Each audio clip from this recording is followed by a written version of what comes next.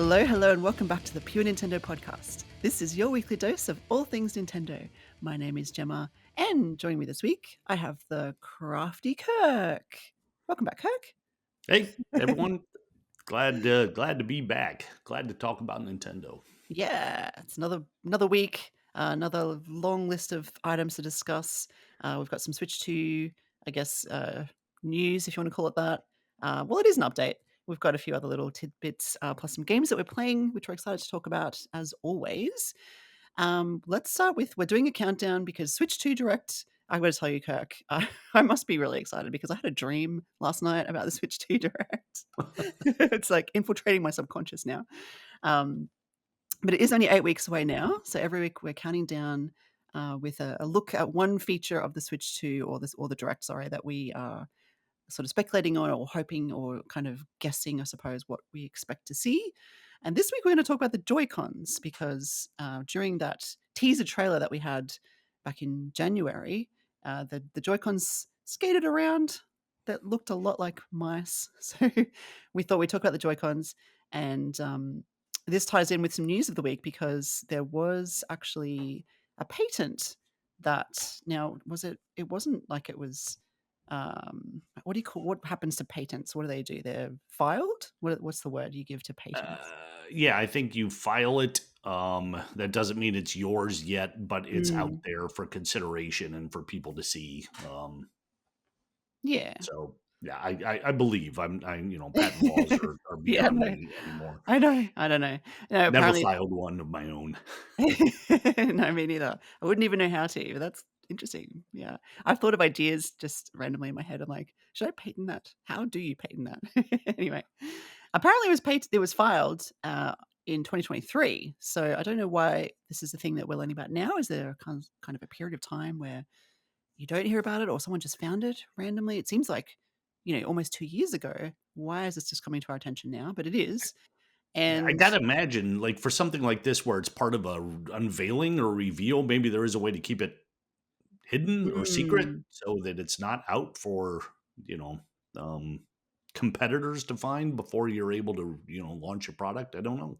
yeah, could be because even though it's patented, I suppose you can. I'm not sure how it works exactly, but it's not like other companies haven't got hybrid. They're trying hybrid sort of situations, aren't they? Or they're talking about it, I guess. So I don't know how patents work exactly, but yes, if the Joy-Con was patented, for example, maybe you can change a percentage of it to make your own version of it or something like that. But yeah, it Yeah. puts the idea in people's heads. The patent pretty clearly shows there's some schematics. If you're watching this on YouTube, I'll pop the image in for you. But there's some schematics that look like people using it as a mouse. So, um, which is cool. We kind of all thought this would be the case. That teaser, as I said, kind of with them skating along like mice, kind of insinuated that would be the case, and we've all heard the rumors. But yeah, we'll just talk about the Joy-Cons in general. I mean, they're bigger. Let's start with that actually, because as a gamer that we are, that you and I are, Kirk. How often do you use a single Joy-Con, and has the size ever bothered you? I rarely use the Joy Cons individually. Mhm. Rarely. We do for like Mario Party because there are some games that you don't get to play if you're not using a Mm, single Joy-Con in that regard. We want to make mhm. sure we have access to everything, so we do it that way. Yep. I don't know if the size bothers me. If that was the size, if I was playing a game like Breath of the Wild or a Xenoblade Chronicles, it would drive me insane. But for games that are designed for single Joy-Con use, it's okay. Yeah, yeah, I tend to agree. I think I've said before, Mario Kart, I tend to find a little awkward with a single Joy-Con just because the little L and R buttons, I'm constantly using them in Mario Kart, and they're just a little bit hard to reach with two hands, if that makes sense, in a tiny little Yeah. control. Yeah, I'd prefer not to use a single Joy-Con for Mario Kart if I had a choice, and I usually don't. We do have the Pro controller, whatever it is. We have two of those and like a third party one. So there's three. We have three of those bigger controllers that we can use. But you're right, Mario Party. One of the Mario Parties, you have to use the Joy Cons. So yeah, sometimes you are forced into it, and then, yeah, I think it would depend the type of gamer you are, as well as how big your hands are. Some people have large hands, so they would struggle, I imagine, with these little Joy Cons. Um, But with the mouse thing, I mean, I tended not to really it caught me by surprise, like, I was trying to avoid the rumors, and then I saw the teaser trailer. I saw them skating around, and I'm like, "Hey, they look like mice. Wait, are they gonna be used that way?" Did you know did you know about this beforehand, or did you speculate on this beforehand, or was it news to you as well? It was news to me. Yeah, Mm. I don't think I'd seen anything because I tried to avoid most of the rumors too. Mm. Sometimes I will see a headline and it's too enticing and I got to click through. Yeah. But that was never the case with, hey, you're going to get to use your Joy-Con as a mouse this time. I didn't Yeah. really see anything. Well, I'll describe my just a part of my dream, because it relates to this. So in my dream, the direct started, and Mario was the first game they showed, like a side-scrolling Mario, not a 3D Mario. And Mario shot like a fireball, and then the player was using the mouse to control the fireball and like make it bigger. He could roll it, or he or she. I don't know. It was I don't know who the gamer was, but they could roll it, in the say it was a snow level, they could roll it in the snow and make it a bigger ball of snow and then control it with the mouse and, like, smash it into the wall or something. I was like, "Whoa, that is so cool." So, that was my dream. Probably not gonna happen, but Did your dream indicate how the person was sitting and using the mouse while playing the game? No, but I did consider that separately before the dream. I've obviously been overthinking this. I was wondering if Nintendo would package the Switch 2, or if it would be a peripheral that you'd have to buy separately with some kind of mouse pad. Because I was thinking about it the other day. I was thinking, if you're sitting on the couch normally playing a game with your Pro controller, all good, but then suddenly you've got a game that uses a mouse on the couch. How is that going to work? I mean, if you've got an armrest, and you've got a space for a small pad, I'm thinking that would work. Otherwise, it's going to be on your lap or something. I don't know, right? So that got me to thinking, yeah, would there be an add-in? Would there be the optional? I think it'd probably be an extra purchase in this day and age. That seems to be the case. Yeah, I doubt Nintendo will give you anything for that. But I Mm. also am pretty sure that they have worked with third-party accessory developers, and there are going to be a lot of options ready to Yeah, go yeah, when the yes. Switch 2 comes out. Yeah, I think that's probably true, I'd say, absolutely.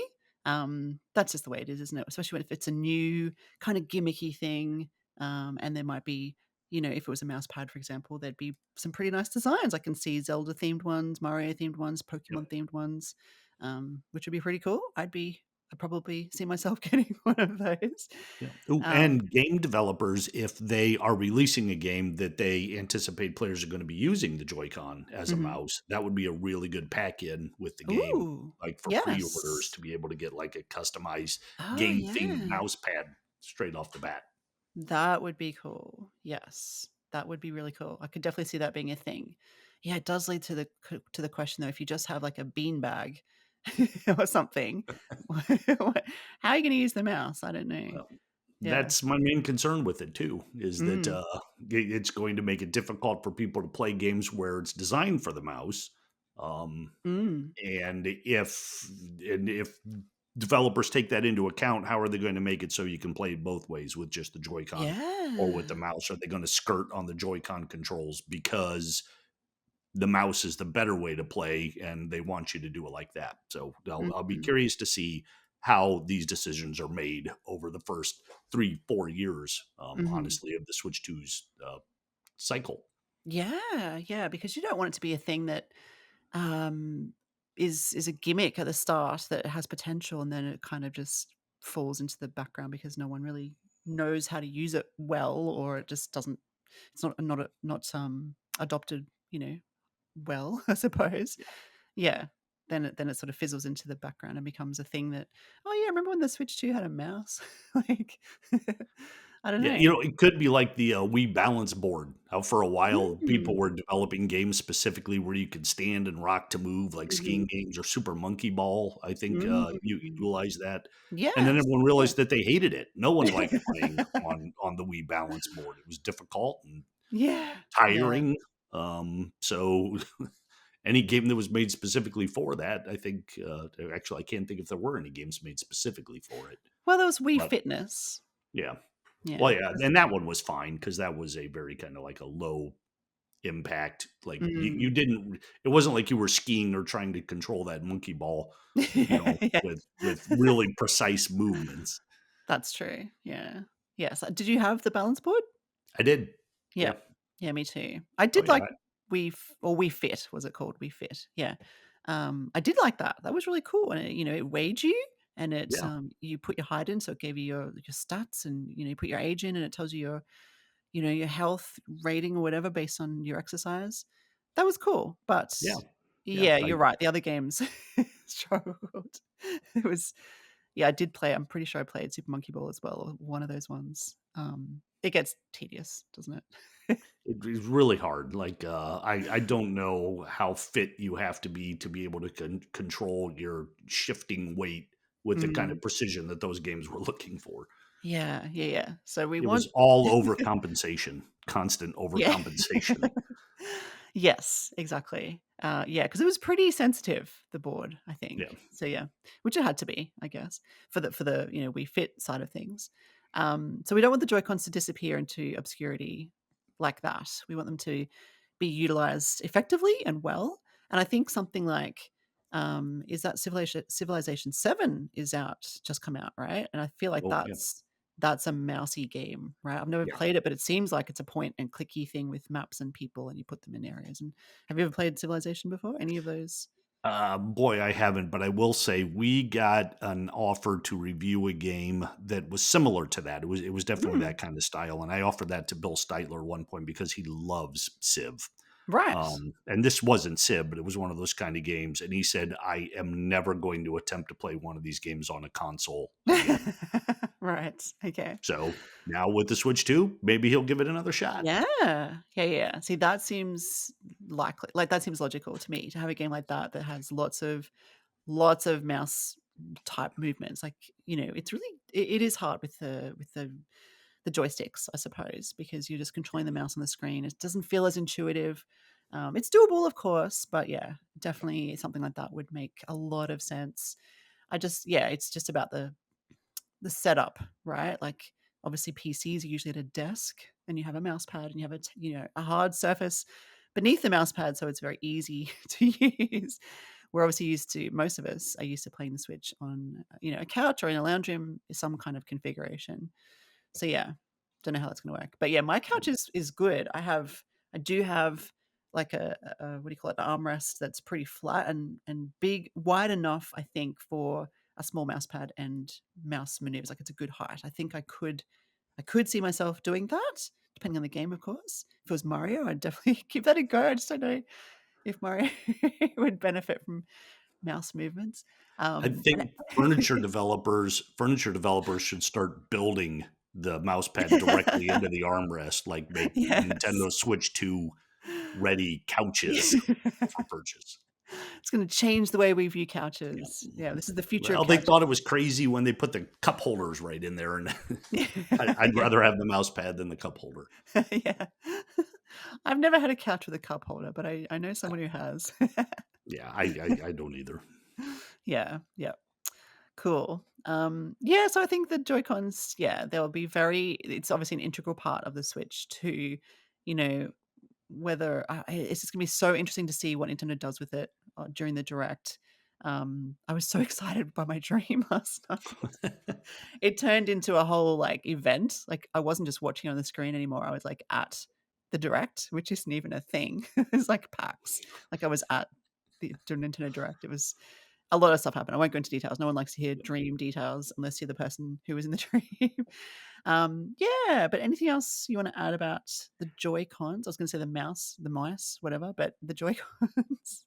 Well, yeah, I think another thing that we're going to see if Hmm. the mouse really starts to take off is a lot of creativity software will probably start Mm. coming out. A lot Hmm. of like children's things where you can color and draw and use them for that regard. So I think it's, we're talking specifically about the type of games we play, but I think there's going to be a whole different genre of titles that are going to come out to take advantage of this that aren't so much game related, but are more creativity driven. Yeah. No, that's a really good point. There was a game I reviewed, I think it was last year, maybe the year before, which was a music creation game. I'm sorry, I can't remember the name of it.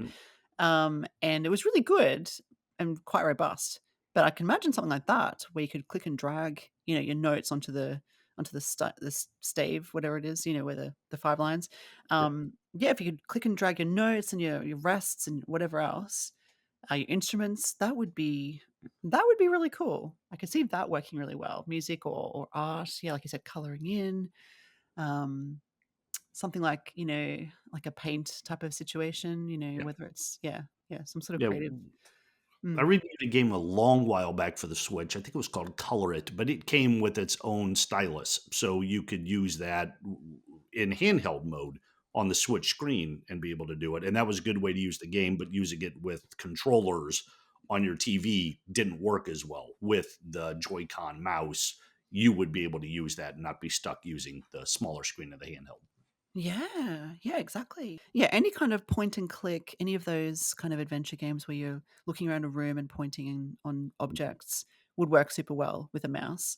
There was a game where you had to find hidden objects. There's a few of those. There's that cat-based one. I did another Yeah. one, another. Yeah, they would be really great with a mouse too because it's just so easy then to go around rather than using the joystick. Lots of potential, definitely. Really, really interested to see how they pull it off. Yeah, and there's going to be one Nintendo game that utilizes some of the more popular characters and is made specifically for mouse control Mhm. so that they could get people into it by playing that kind of game. Yes, exactly. Who will it be? I can see WarioWare being a thing, maybe. Oh yeah, Um, yeah, it could yeah. be. Uh, I mean, I don't wanna get too much into games because that's a topic for another week, but, Pikmin is a and maybe an obvious choice. Could you imagine playing Pikmin with a mouse? That could work, right? Yeah, it could. Yeah. You point Yeah. where the Pikmin to go, you could circle them and bring them back to you. Could make it a really different experience. Yeah. Yeah, I don't know. Interesting, very interesting. Yeah, so the patent is there. It looks like it's a thing. We'll just see what Nintendo brings to the table when they officially, I guess, launch the Direct on April the 2nd. As I said, 8 weeks away. The other thing to do with the Direct is that it now has a time. The Switch 2 Direct, it has a time. We knew it was April the 2nd. We didn't know what time of day it was. For you, Kirk, it's looking, is it 8? No, what do you eat Eastern? 9 AM? 9 a.m. Yeah. That's perfect. That's I, really I good. couldn't Yeah, yeah, that's good. I couldn't have done any better. The kids are off to school. The workday has, although I've actually taken that whole morning off Oh, work. So nice. yeah, Yeah. so I don't know how long this is going to run, but yeah, I'm off until lunchtime to Oh, that's take it good. in and do some reporting. Yes. Um, Oh, that's brilliant because yeah, for me, it's at 11 PM.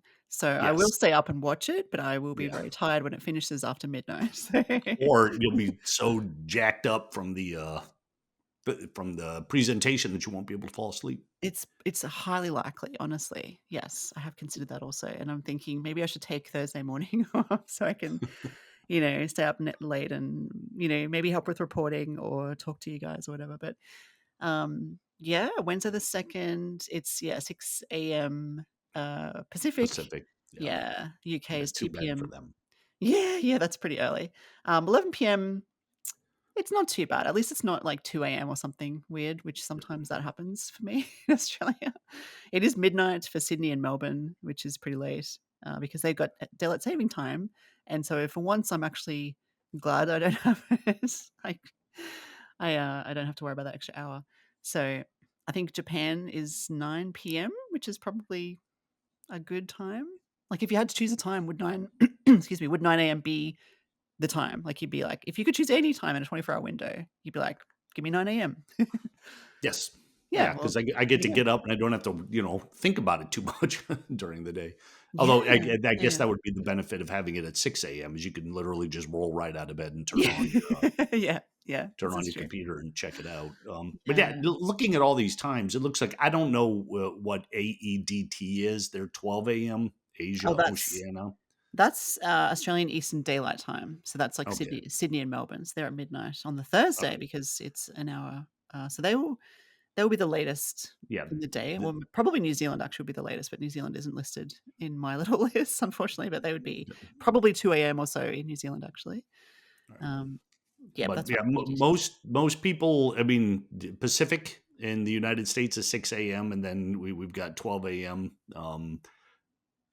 Everybody else is at a fairly decent time. They did a Mm, good job of picking these times. Nobody's at 4 a.m. for example. yeah. It's pretty well spread out. They know the world is going to be watching. Yes, exactly. Yeah, it's gonna be a huge event. So yes, we will be keeping an eye on that and yeah, reporting on it as it happens, and of course talking about it on this show as well. But yes, we've still got a few weeks to go, so we'll continue the countdown next week. But let us know what you think about the Joy-Cons, listeners. We'd love to know your thoughts. If you're excited about the mouse, the prospect of the mouse, or if you think it's a bit of a gimmick, and the size, if you're happy with the new size. Yeah, we'd love to know your thoughts.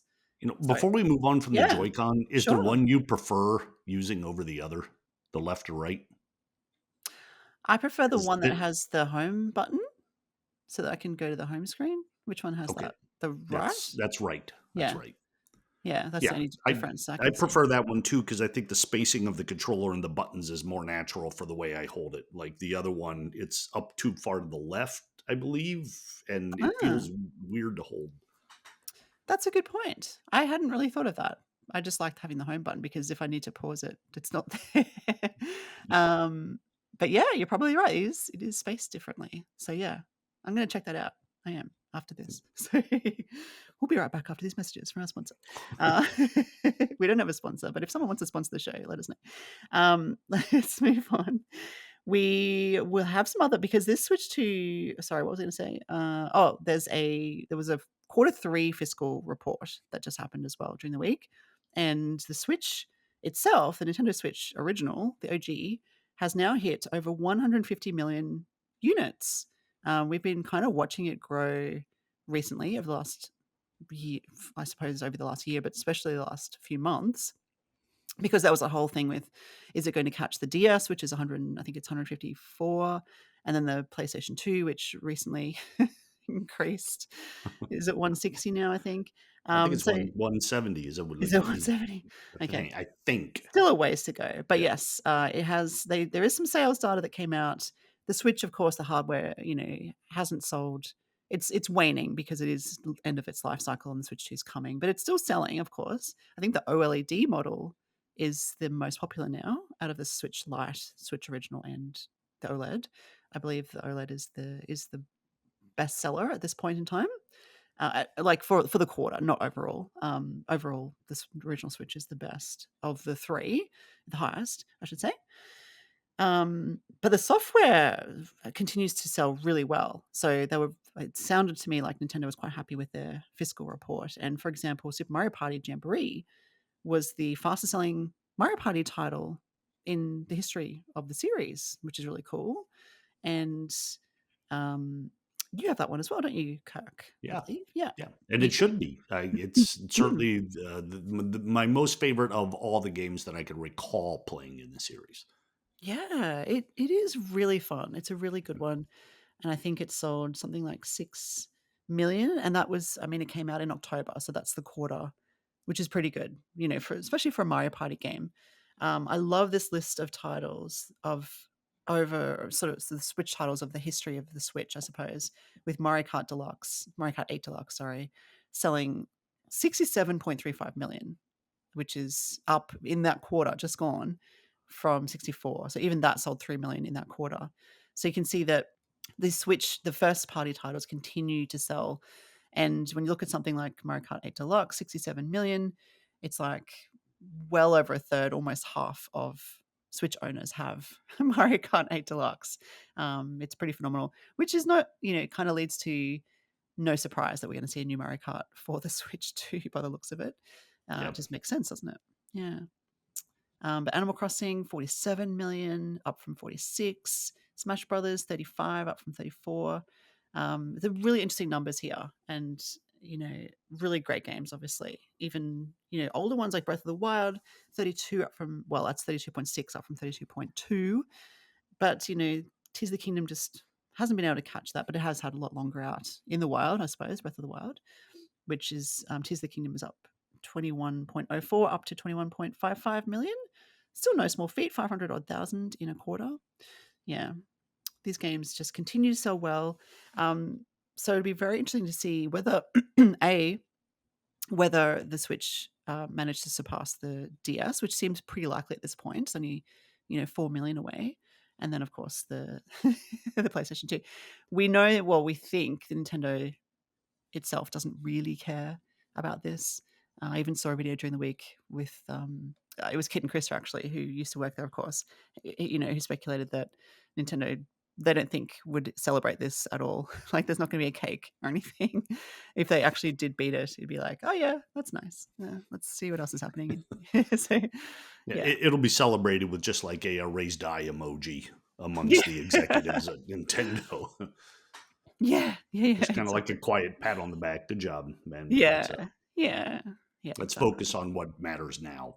Exactly, and I think that's the point. They live in the now, like, they're definitely thinking about the current, situation in terms of sales. What's happening now and what's happening next in terms of, I guess, the Switch 2. Obviously, they're looking to that and what that will bring to the table. Still a great achievement and, uh, I don't know. What else can you add to that, really? Yeah, but I do have to say also that I wish Trevor were on, and I'm going to Mhm. say, listeners, if you are not following Trevor on Blue Sky, do so because he when the reports came out that the sales were slowing down and a lot of analysts were saying, yeah, it looks like they're not going to catch the PlayStation 2. Trevor Yeah. was finding these articles and going off on them Oh, about really? how, yeah, they're completely wrong and this is going to happen and it's going to happen fairly quickly. So Mm. it was kind of funny watching him react to everybody saying that it's now out of reach. Yeah, wow, I missed all of that. I'll have to check it out on Blue Sky, and I'll put his handle into the video, so if you're watching it on YouTube, you'll see how to follow Trev. Yeah, that's really interesting. He loves his numbers and his sales, and he's very good at knowing, what's happened and what the history of it all, I suppose. So Yes. I would take Yeah. his word over it for sure. So Yeah, and he yeah. makes every argument he makes. I'm like, yeah, that makes sense. I'm on Trevor's side this time. This time. This time, Yeah. Did you hear that, Trev? We miss you this week. Yes, thank you, Kirk. That's a really good point. Yes, listeners, let us know your thoughts as well, of course. But yeah, check out Trev's thoughts on Blue Sky for the full story. The other piece of news item before we get into the games we're playing is that the latest Nintendo Music soundtrack to hit the app, the streaming app, is Super Mario World, which I just love this game, and it's a really cute soundtrack. And I suppose it was the one that got you to download Nintendo Music, Kirk. you know what? I'm going to make one more comment here for Trevor. Okay. The music that they add that will finally get me to download Nintendo Music is going to be the theme from Zara the Fastest Fairy Oh yes, of on the Nintendo course. 3DS. That's it. That's the only one that's going to push me over the edge. In a Well, second, I will grab that and play yeah. it constantly. I downloaded that game because of you before they shut down the shop. 99 cents, right? You got it for Yeah, 99 cents? Yeah. I did. It's I it's a did. What a perfect bargain. price to play. Yeah. The song alone is worth 99 cents. Yeah, yeah. Yes, excellent. Okay, well, we'll see if that happens. As unlikely as it is. Yeah. Yeah. Yeah. We'll I just would say like to. unlikely to be nice. Yeah. I'd love to know what soundtrack would get listeners on board if they're not already as well. So do let us know in the comments. But for me, I mean, I already have the app of, I've been listening to it for a while and quite enjoying it. I tend to forget about it until Monday when a new soundtrack comes on. I'm like, oh, it's Monday. I wonder what's on the app, and I check it. And I love Super Mario World. It's probably my favorite Mario game of all time, just because I have a lot of nostalgic history with it. It was one of my, well, it wasn't the first. I I had the NES, of course, and played the Mario Brothers games on there, but this was the one that was probably just mine. Like, the Super Nintendo was mine, and Mario World I played just a lot of. Really got into that one. So for me, it's just a great soundtrack. It's really bouncy and cute, but it has just a little melancholic edge to it, I think, I find. I don't know why. I don't even know if I've ever noticed it before, but listening to it while I was working during the week, I just thought it just has this really very, very tiny undertone, and it's perfect because it's not too bright and bubbly. It's just a good kind of overall sound. And it's a 16-bit sound, but it's not too 16-bit. It doesn't sound too retro. It's very catchy. You've got the kind of ghost housey ones or the castle ones. You've got the Yoshi kind of ones, the map ones, whatever it is. It's not a super long soundtrack. I think it's only just over an hour or something like that. You can extend the songs, of course, as you can with not any song, but many of the songs on the soundtracks you can extend, which is a really cool feature. Some of these probably do become a bit repetitive because they're not long songs, whereas some of the say the Zelda Breath of the Wild songs you can get away with a bit more because they are quite orchestral and you can extend them without feeling too repetitive. So these ones don't always work that way for Mario, but it is a really neat soundtrack. Really neat soundtrack and great game, of course. But yeah, I won't go on about that anymore because there's not much else to say. It's just really neat, and if you're into it, give it a listen, basically. Anything to add to that? Nope. Nope. Okay. Well, let's move on to the games we're playing. We've got a solid half an hour to talk about that, so plenty of time, and we've got plenty of games. I will begin with Macross Shooting Insight, which is a top-down shooter, and I've been playing this one the last couple of days. What's your experience with the Macross series, Kirk? I'm interested to know. Almost nothing. Okay. Yeah. I'm a little bit similar. I know it's a long-running series. I think it started in the early 80s. It's an anime, and it's obviously got the games that go with it. And it's sort of a sci-fi shooter where you're a spacecraft, it looks like a jet to me. It looks like an aircraft, like a fighter jet. What do you call those kind of things? Like in the Air Force, like Yeah, Top sure. Gun type Fighter thing. jet. Yeah.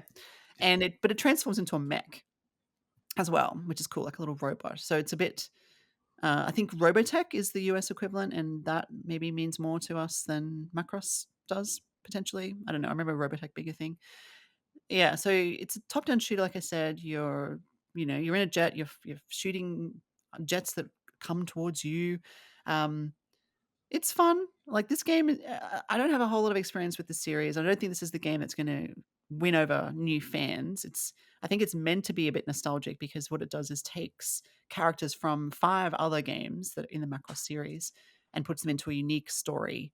Yeah, so I wasn't super invested because I didn't know any of the characters, of course, and the story was a bit meh, I thought, just because I didn't know them, but also there's no voice acting. It's not very engaging. There's just static images. There's no video. I mean, they look nice. It's kind of an anime style, so the drawings are nice. And there's a few Japanese voiceovers, but I don't think they're saying the full sentences because they're more or less just words here and there, like "hi" or something, right? So you can read on screen the story as it unfolds, but it's really, I don't know if this is just me, but when I'm seeing characters talking, usually something changes between the speech bubbles. Like this character's speech bubble is a different color, or their name moves from left to right or something, so you know that someone else is talking. Do you know what I mean by Or that? they dim it out or something so it's more Yeah. clear who's at the forefront at that time. Yeah. Exactly. This didn't do that, and I found that really I I was disengaged because it just looked like the same person was talking, even though I could tell the name at the top changes, but it doesn't look different. It just looks like a blob of text, and there was a lot of text. Even just getting to the game, the tutorial is essentially in the text. Like, they're explaining to you how to use your fighter pilot. I'm like, "Just put me in the game and explain what the Y button does." Like, that's how you learn in these types of games, right? Didn't do that, so I just ended up skipping it. It was just yeah, it wasn't interesting or exciting or engaging, sadly. But I got into the gameplay, and the gameplay's fine. It's pretty action packed. It's a shooter. You fly either bottom to top, like a screen vertically, or sometimes the levels change and you're flying left to right. I really like the left to right style a bit more for some reason, but up and down is pretty standard in these shooters. And as I said, the action's fine. You don't really get any power-ups or anything. You can collect these, gems of some sort, and they do, give you a brief period of, like, not invulnerability, but maybe higher attack power or, um what's another thing? Like higher evasion, or your enemy fire is lessened for a period of time, which is cool. And the music changes during that as well, which is actually kind of neat. But your fire just always looks like blue lasers. You know how usually in these kinds of top-down shooters, you collect these power ups, and your gunfire turns into bright green lasers or red fire or something, and it's really cool and neat and it's different. And you're like, oh, what does this power up do? And it's stronger or better, or it's got missiles that aim automatically to people. It doesn't do any of that, which maybe Macross just doesn't do that. I don't know, but I found it a little boring. So, does that make sense?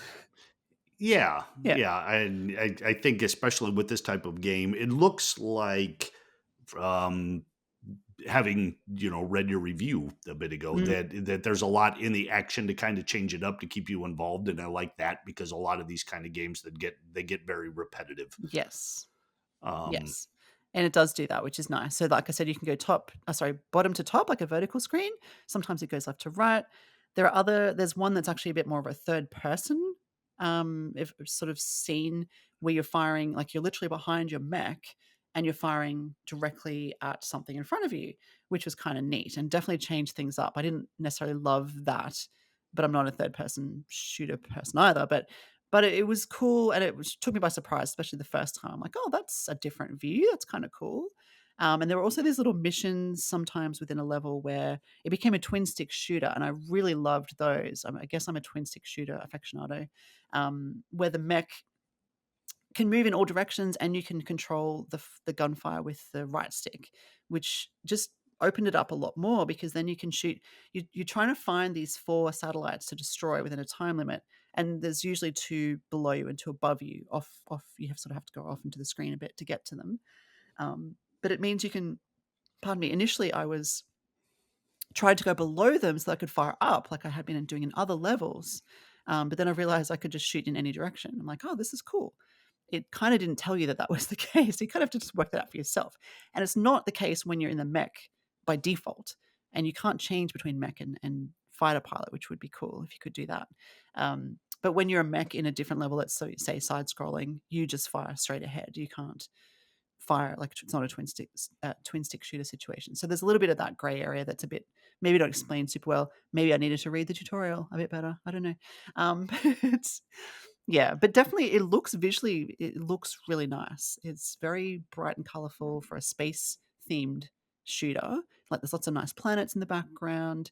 Obviously there's these anime-esque qualities to it. There's lots of Japanese voices talking to you while you're playing. You have no idea what they're saying, of course. I think there's a little tiny little thing at the bottom that might translate it into English. But it feels like you're in an anime, that's a neat aspect. So I'm not bagging it out completely. It's still fun. It's just maybe a few things were missing that could have made it a bit better for me. But yeah, it's decent. It's a decent shooter. I think that's in my summary. This is a decent shooter. So, as I said, I just don't think it's going to win over any new fans, particularly because it is meant for existing fans based on yeah, the fact that it uses those characters. So, yeah, and it is $40 too, and that's a little yeah. high for what you want to pay for a decent shooter. Yes, I actually didn't see that until after I written my review. I was looking at the eShop listing, and it's 60 in Australia and yeah, 40 in the US, which is pretty high because it's not a particularly long game. And I mean, there are a few modes, but they're not overly different. Like there's a story mode and the arcade mode, which are pretty much the same thing, except one has cutscenes and one doesn't. But also, I turned off the cutscenes in the story mode because they were annoying me. So then when I played the arcade mode, it was exactly the same because it didn't have there was any difference. You just play through all the levels. Um, yeah, there's a boss rush mode, which gives you a chance to fight the bosses. The only one that stood apart, I think it was Ace Combat or something, where you can fight other pilots, other fighters on a one-on-one battle. That was kind of cool, but I just don't think that's something that's going to keep you going for a long time. Because they're just one-on-one battles in space, and then you either die or they either die, and that's it. You move on. Um, Definitely not worth $40. So yeah, I don't know why it's $40 really. It's not like it's a collection. If it was those 5 Macross games that it mentions in the listing, maybe a collection of Yeah, 5 games, that would be worth $40, but it's 1 game with characters from 5 games. So yeah, bit misleading that way. Sorry to say, but yeah. Anyway, my review should be up probably by the time this, because I've written it and you've proofed it for me. Thank you, Kirk. It should be up by the time this airs. So you can check out my review on purenintendo.com. And if you are a Macross aficionado or you just love the series, let us know. We'd love to know your thoughts, of course. Do you want to switch? Because mine's next, but we've got two each. Do you want to do one and then I'll switch back to me so I'm not talking the whole time? Yeah, I think Yeah. that's fine. I Okay. can go ahead now and start talking about The Legend of Heroes Trails Through Daybreak II, Cool. which I've been playing for a while now. And the my review went up on Friday, so you can check it out if you want more detail on anything I'm saying here. The game comes out next Friday. So you can't get it now. But if it is a game you're going to get, you want to make sure you buy it early, do the pre-order so you can get some of the DLC that they always make available if you have the game ready to go on day one. But this is the sequel to Trails Through Daybreak, which just came out for the Switch last year. I enjoyed that game quite a bit. I'm not going to go into the whole complex history of the Legend of Heroes games again. There are a lot of them. There are a lot of story arcs. A lot of the characters bounce back and forth between them. It's very hard to follow. But Trails Through Daybreak kind of started a whole new story arc from scratch, which was great for Nintendo players because, as I mentioned, when we did the Legend of Cold Steel, we started on game 3. They never released 1 and 2 for a Nintendo system. So this one I liked because I was right here at the beginning with the new characters and the general things. They also changed up quite a bit of the gameplay, and it felt really fresh.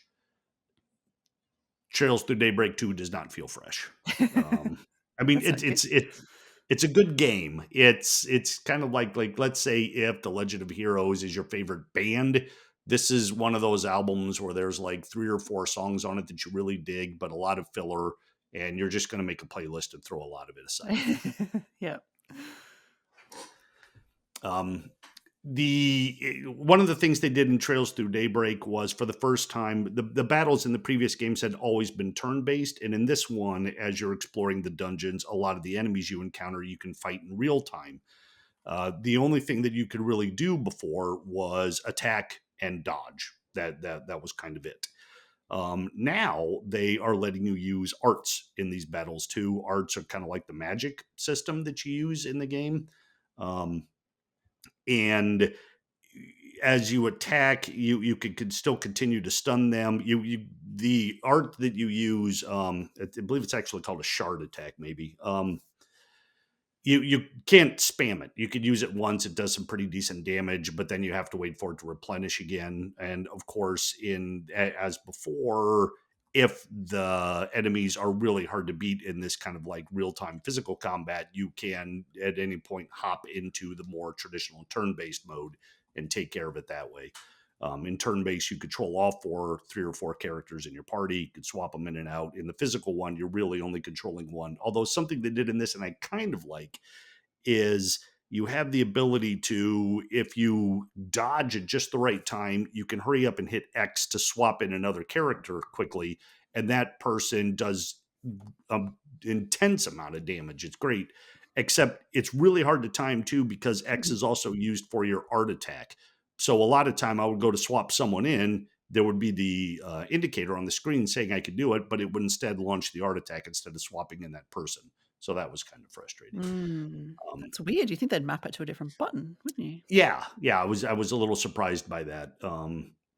The game has everything else that you would want. Legend of Heroes fans are going to like this. The thing that I really just didn't get into that much was the story this time. It all seemed kind of perfunctory.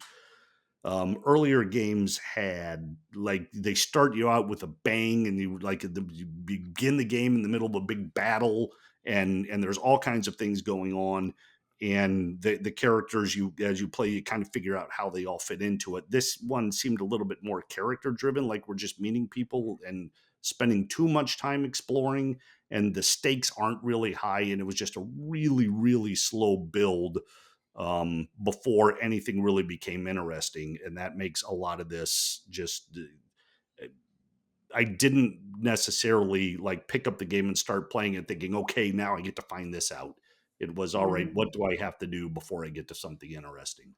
Um, yeah. and once again, they kind of like when they released Trails Through Reverie, which was sort of like a capsule on the uh, Trails Through Cold Steel series. There's what they call in this one the Marchen Garten.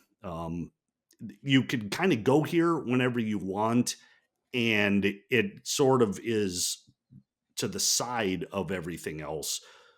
There are levels that you have to play through to level up your characters. You could play mini games, any of the mini games that are in the game. You can hop in here and start playing. I don't know that any of them are interesting enough to do it.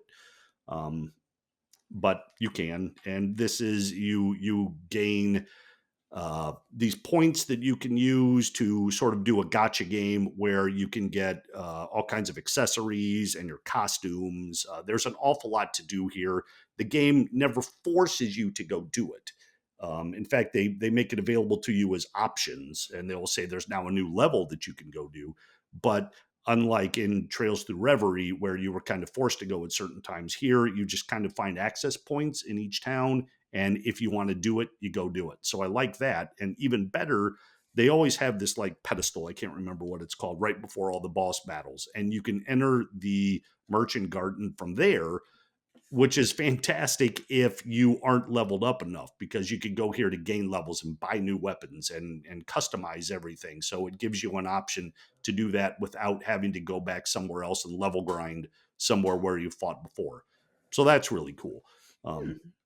But it does break up. Like I said, the story's already kind of slow, and now you're just kind of shoving it aside and doing this instead. And to make matters worse, although they did this fairly well too, now there's like these time skip things where you will be, as part of the story, going through a dungeon. You get to the end, and things will go horribly wrong. Characters will die, but then it kind of like the game forces you back to a previous point where it makes a different decision for you. I mean, you make the decision, but you have to make the right one in order to progress.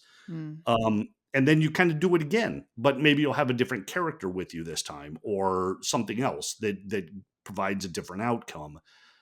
This is kind of cool. They do it properly, where if you go through a whole dungeon before you reach the point where the game forces you back, you don't have to go through that whole dungeon again. You don't need to unlock the chests, for example, that you've already unlocked, or fight the same bosses. A lot of times they'll give you shortcuts, so you don't even have to take the same path. You could just more quickly get to the goal. When they were describing this to me, I had 2 Discord sessions on this game, and I was a little nervous that it was going to like make the game redundant. It really doesn't. They do it well. It's all story driven, so it's not like you do something wrong. The story requires you to go back to this point and then play through and get a different thing. The characters like kind of figure out something's going on. They don't know exactly what it is. They're like, wait a minute, didn't we just do this? Or I have this recollection of you dying, kind of thing. Right. That's kind of So meta in a way that they refer to the plot in that way, I suppose. yeah, Yeah. yeah, it's mostly very well done. It's unique. They took they really took some chances with this game. I just don't think that all of them really pay off. So although I like the game, I gave it a 7 out of 10. Any Legend of Heroes fan is going to be fine with this. Um, it's still a step back from the original Trails Through Daybreak. Mm. Yeah. No, that sounds like it makes sense. Will there be a third Trails Through Yes, Daybreak? Yes? yes, yeah. Okay. This series is going to go on forever. Yeah, okay. But will it continue in this? Because this is like a side, like a what do you call it? Sort of the Well, Trails Through. this is its own story arc. Like Yeah. they is this the third, maybe the third, fourth complete story arc? And Mm. some of like the locations kind of happen or cross between the different arcs. A lot of the characters do. Like although the main character from Trails Through Cold Steel, the characters in this game were talking about him at one point in this. Mm. He wasn't there, but they were like, "Oh yeah, we've heard of that guy." Like, "Hey, I have too. I played through his game." Three of Well, them. that's kinda cool. That pays off if you're a fan who's played the others, then Yeah, would have paid and off. they really do that a lot. In fact, that's one of the main things that do drive you through this game is which character is going to show up next. Like there were characters in the first Trails Through Daybreak that weren't playable, and in this game they are, and they come back. So They really create this universe and put these people in it, and the people matter, and that's what I really like. No one just gets kind of shoved aside. Some of course are more important than others, and there are a lot of plot twists, characters Mhm. betraying each others. Everybody shows up in the nick of time in this game. Every battle has someone showing up at just the right time to come in and save the day. Um, so Yeah. yeah, that's fun. The battles are still fun. Once you get into the boss battles, you have to do those in the classic turn-based mode. They've kind of balanced it a little bit so that before you can really spam some of your special attacks and push through it too easily. That's not the case anymore, although there are difficulty levels that make it so can push through it without any problem whatsoever. Mm. Um, and of course, depending on the difficulty you're playing, there are the higher difficulties you really need to pay attention to a very complex party management system with all the orbments and other skills that you can add, and you're swapping in and out these abilities to give you completely different art skills. uh, if you want to do that, you can dig into the higher levels and just have a blast controlling the whole thing, resetting it when you lose a fight. But if that's not your thing, go on an easier level and you can push through without bothering with any of that. Cool. Awesome. Well, how many there's like 10 in the series, right? Or something ridiculous in the whole. It's up there, yeah. Yeah. How many have you played out of them all, do you think? They have released a lot of them for the Switch. A lot of the old, like maybe they started on the PSP, or maybe they were just PSP games that they brought over. Mm. I would say I played 7 or 8 of them now. There Okay, were, most of yeah, them. Yeah, that's yeah. cool. Nice. Well, thank you, Kirk. And if you would like to read Kirk's full review, you can do so on the website, purenintendo.com. We'll switch back to me, and I will talk about my next game that I'm reviewing. Well, actually, it's DLC. This one, it is Teenage Mutant Ninja Turtles: Splintered Fate, and it's the Casey Jones and the Junkyard Jam DLC, which has just come out, and it gives you an extra character in the form of Casey Jones, a playable character, as well as new content, new levels, new bosses, new enemies to fight. So I revisited the game. I reviewed the original game last year and was quite a fan of it. I do enjoy the TMNT outings generally. This is a different take on it. It's a roguelike experience. So it's not your usual kind of side scrolling, the typical action adventure of the Turtles outings that we've seen before. This one is a more of a top-down experience, that isometric view, and it's, randomized levels, randomized enemies. It's a run that you go through trying to reach the end to get to Shredder, and you collect a whole lot of stuff on the way, kind of get a power up every room. So you clear a room, you get a power up to get yourself stronger and stronger, of course, during your run. You also collect items. And so when you die, you go back to your base lair, whatever, and you can use the items you've collected to power up permanently. So it's a bit of a mix. And something you just said reminded me, Kirk, because you said how the characters refer to themselves like dying or whatever. Like they refer to what's happened previously in the game that you were just playing. They do that in this game too. Like the story continues. So, for example, in this new DLC, you fight the frogs. I don't remember what the group of frogs is called, but there's a group of mutant frogs in the Turtles universe, and they're the antagonists of this new section of the game. And you fight. One of them has built this giant kind of mech creature out of Casey Jones' vehicle, and Casey Jones is quite upset about it. And you fight the boss, and you beat the boss, and you move on to the next area. But then if you die and come back and you go through it all again, you get up to that boss again. Just like with any of the bosses in this game, this is not unique to the DLC. They will say, "We're back. We want more parts for our car," or whatever. Like there's a bit of banter between them. Like they've been there before, they've done this before, they're doing it again. But the story kind of continues, or the conversation almost continues. Like they reference that, which I really like. Um, yeah, and that's always the case. Whether you're fighting Leatherhead in the sewers or whomever, Bebop and Rocksteady. So the way that this DLC works, I'm glad I did it this way because I was a bit confused at first. So you jump into the game. I just continued from my previous game. I haven't played it for quite a few months, but I continued from my previous game. I'm in my sewer area, my lair, my home turf. and I was Raphael. I went to change character, and Casey Jones is available. So I'm like, oh, sweet. Okay, here's Casey Jones. Let me try him out. So I changed to Casey Jones. He's pretty good. He's pretty strong. He's got some good moves. He's got his hockey stick, of course.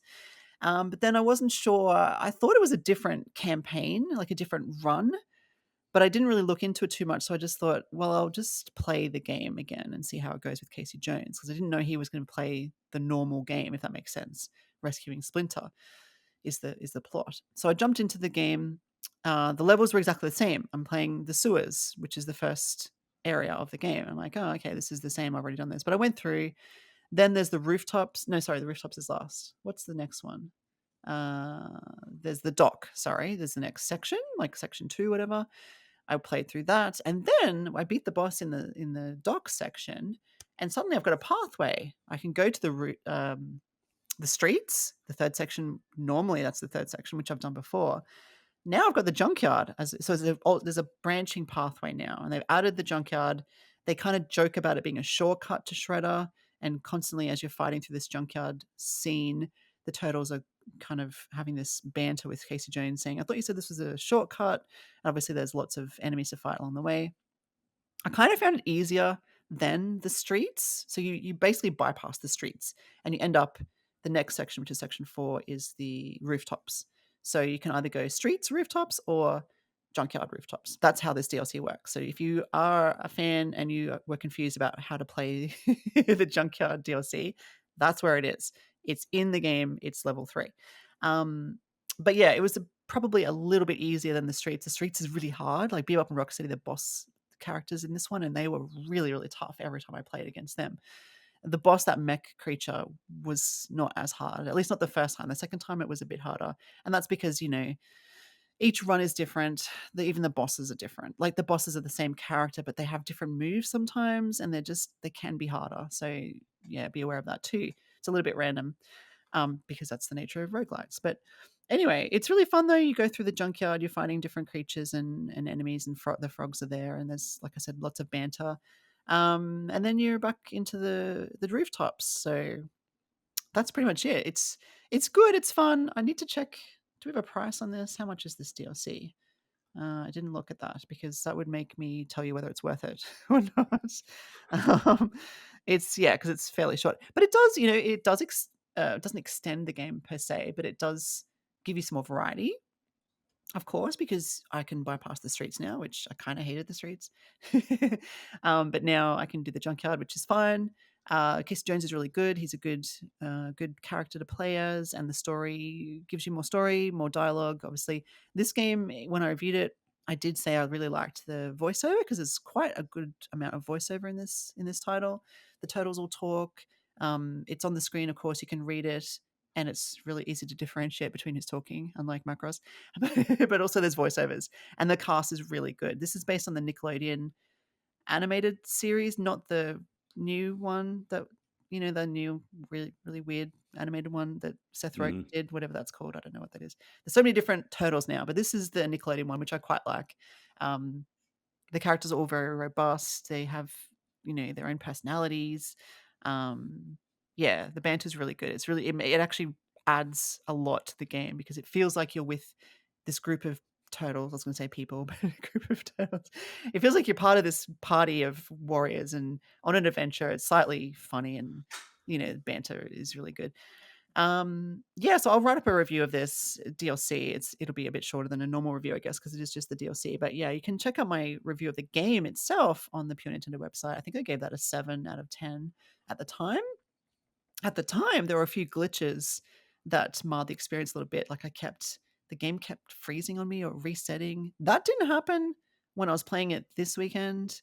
So maybe those glitches have been fixed, which is cool. Like I didn't have any issues or bugs. So I'm glad to see that's probably been ironed out over the last whatever it's been, like 6 months, I think, since I reviewed. I think it was a July release last year. They probably put patches out. It seems a lot more stable now, which is great. The game itself, yeah, really fun. I think I said in my review, I'm not really a roguelike person. Even though I've just reviewed Ravenswatch, which is also a roguelike. I'm getting into them a bit more now. I think didn't you have this experience recently, Kirk, where there was a game you were playing that got you into was it that? Was it the Yeah, randomized? it was Sheeran the Wanderer, Yeah. the Yeah, mystery of yeah. Serpent Coil Island. Yeah. Yeah. So a bit like you, I feel like this game in particular last year actually, I won't say introduced me because I've certainly played them before, but I haven't always liked them. This one is a good example of one. A, because the story continues regardless, like you have that ongoing banter and that you know you've been there before, the boss knows you've been there before. Um, B, it is really hard. I've still yet to beat Shredder, and I've reached him quite a few times, and I just die every time. But like I said, you go back to the base, you power up, and that's the nature of these games. You have your permanent upgrades, and then you have your run upgrades, and I do like that. It is fun to collect the upgrades in each room as you beat the enemies in that room and see what's available. Oh, that's a good upgrade. I'll take that one. Or which path you're going to go down? Because in this one, there's elements. So you can upgrade like a fire power or water power, or there's like an ooze power, which is very Teenage Mutant Ninja Turtles, I guess. Yeah, so as I said, it's a fun game, fun DLC. I didn't look up the price while I was talking. I don't suppose you happened to, did you? No, I'm That's okay. sorry. It's probably like $10 or something. I don't know. Maybe I'll look it up while you talk about your next game. But it is fun. I can recommend it if you're a fan of Turtles and especially Casey Jones. It does seem like a good time, and it does give you a whole extra section to play through. So it's pretty neat. But just remember, yeah, it's not, you have to go through the first 2 levels to get to this new 3rd level. So interesting way to do it, I think. I think it makes sense though for especially for a roguelike. Yeah, I think so too. Yeah. Yeah, I just get you back into the game a bit and then find the new stuff instead of hopping right into it. Yeah, because I've had confusion with DLC before.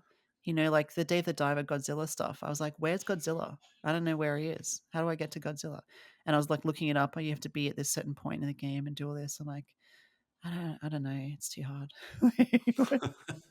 I don't like to be challenged with these things. I just want it to be there. You make it easy for me. Fair. Yeah. Anyway, Although Godzilla is always worth the effort. oh, totally. Yes, absolutely. As we know, definitely Godzilla fans among us, especially you. You're a huge fan. I haven't left too much time. I'm so sorry, but let's keep going with Freddy Farmer, and I will try to look up the price while you're giving us a rundown of that game. All right. Well, this is a new game that is coming out on February 27th. So you have a while to get to it. It's a $5 game from Flynn's Arcade. Flynn's Arcade is a publisher that releases a lot of old style arcade games. Donut Dodo is one of my favorites they put out. We've recently reviewed a couple others. Freddy Farmer is okay. You're Fred the farmer. You're out working in the fields one day, and a dragon comes and steals your daughter. I guess from the all those barns always have that like top window up high that you just fall out of if you don't know what you're doing. Mm-hmm. She's sitting in there. The dragon takes her. He goes to a wizard for help on how to go save her, and the wizard says, "Well, you need to bring me these ingredients before we go do anything." And so that basically is your setup. You're now in kind of like a Donkey Kong style level, where there are enemies moving back and forth on defined patterns.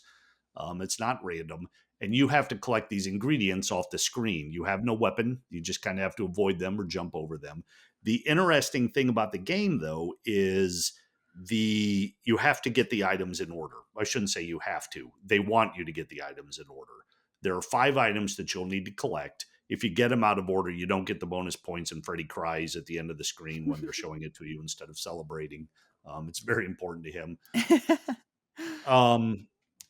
And they're random, so they're not going to be in the same spot every single time you play, which makes the game much more interesting each time I go in. Like, let's say, speaking of Donkey Kong again, there are patterns that once you learn. Now, there was some variation with the way like the fireballs would move, but there were certain things that you could do in order to be able to get to what you want. That completely changes up this time. Sometimes the one you need to get is on the far corner of the screen, and then you got to go all the way back to the other corner. You're going to have to jump over the items that you don't want to get, but at the same time, there could be a monster moving there, so you're either jumping twice or getting them both at once. And there are a lot of levels to this game. There are 5 different worlds that you need to work through, and each world has 7 levels in them. So Wow. there's an Okay. awful lot to do. And after you die, you can continue. I haven't done that yet, so I don't know if you get punished for it or if you bring everything along with you. But just a very clever old 16-bit style game. This one's probably a little too complex to have ever been one that you would have played in an actual arcade. But it's got that look and style, and I'm looking forward to digging further into it. We've had the code for a while, but I just took it ahead of the um, release at the end of the month. Mm. So I have 4 more worlds I need to complete. I've only gone through the first one. Yeah, I remember seeing this in the review queue actually and thought it looked kinda cool. Yep. It's only $4.99 as well, right? So it's Yeah. a nice little cheap game, and it has the little list down the sides to show, is that to show what you've collected? Like it Yes. yeah. Yeah, if you're looking at the screenshot, the left-hand side shows the order you need to get them in, and if you don't, then, it still shows your order, but puts a big X through it to let you know Right. you failed. Okay. Yeah. And it has some other cool things. Like most of the Flynn's arcade games, you can set different filters. You can make it look like an old television set. It by default displays in 4:3 screen ratio, which makes more sense because that looks a little bit more like an actual arcade game. But you could expand it. It just kind of like stretches it out, so I don't think it looks very good. But it gives you Yeah. different ways to look at it and play it. It does look like Now, Donkey Kong. It really does, doesn't it, with the ladders and the platforms? yeah. Yeah. Oh, and that's one of the things that bugged me about it. When you're on a ladder, you can't stop. Oh, When you're really? going Yeah, once you start going up the ladder, he goes up that ladder until he gets to the end. You can't just kinda, like, hide there. And I get that because that would make it a little too easy, I suppose, to avoid the enemies. Mm, If there's, like, a fairy that comes flying across the screen, you could get that for extra points, like picking up the cherries in Pac-Man. mm. So it's got a lot of nods that way. Yeah. The write up on the in the eShop says that it also has various cameos and references to cinema, literature, and video games. Ah. I don't know that I've seen those yet, or if they just got past me. So I'll be keeping an eye open for those as I play through more of the game ahead of my review. Yeah, cool. Yeah. Looks like a fun little platforming experience, that's for Yeah, sure. Hmm. yeah, I think it's one of the better Flynn's arcade games that I've done in the past couple of years. So yeah, this one's going to score highly. Cool. Excellent. We look forward to your full review, when that happens. And just to circle back to Teenage Mutant Ninja Turtles and, the DLC, Casey Jones and the Junkyard Jam, it is $6.99, which I think is perfectly fine, really. Okay. Yeah. What's the price of the normal game, the full game? That's a good question. Let me quickly Oh, load that up yeah, while we're talking. yeah, yeah. It is $29.99. Currently on Okay. sale though, so it's actually only $19.49 at the moment, 35% off, which is pretty good. So I'd say for $20 plus, you could get this and the DLC. I don't know if there's a pack, but this plus DLC at the moment is less than the full game, and that's until the 17th of February. So if you're listening and you haven't experienced the game, but you think it sounds decent, if you're into the totals and potentially roguelites as well, yeah, check it out. It's 35% off right now. And I think because of the nature of the game, there's a lot to do because you will find yourself playing it. This is the nature of this genre, right? You have to replay it. You have to. Yeah. You just have to. That's what they want you to do, and that's what you have to do. Like I said, I've been up to Shredder many times. I didn't even get up to Shredder this past weekend when I've been playing with the Casey Jones DLC. I got past the DLC level, couldn't get past the rooftop level. It's really hard. There's a lot of really strong enemies. Even playing on easy mode. There's only 2 modes. Easy and normal, I think it is. But yeah, it's tricky. But I was playing solo. It is a lot easier with other people. So if you do have friends, there is couch co-op. Do that. It's a lot easier. My kids wouldn't play with me, but yeah, they did when I reviewed it last year, and it's heaps of fun. So yeah, definitely if you have some mates to play with, I can definitely recommend that. It's Turtles. It's meant to be played together, right? Yeah, That's they're a yeah, team. exactly. That's the whole thing, isn't it? Like, Yeah, exactly, exactly. And it's kind of funny because when you're playing as Casey Jones, the turtles are talking to him, but they're not on the screen. You know they're there, but they're not helping you fight because you don't have any friends. I didn't have any friends helping me, so I was a solo player. But I know the turtles were there in spirit because they were talking to me. So yeah, I've had some help. Because yeah, when I did have people helping me, my kids, we did get to up to Shredder last when I was playing it last year. So it is possible, but Shredder, like all the other bosses, he changes his attacks depending on the run. So you could get an easy or a hard level. But this is the problem I had, and sorry, I'll stop soon. The problem I had last year with the glitches was it reset, and it let me jump back in to where I was up to, which was awesome. And as player one, I could keep my run abilities, but the other players could not. They were back to like base zero. So they had no special abilities for the run, which put us at a huge disadvantage. We were right up to Shredder, or just about to get to Shredder. And it was really unfair because it was basically me versus Shredder. And then, my kids just died really quickly because they had no powers. They had nothing. They were like being at the start of the run. Does that make sense? Yep. Yeah.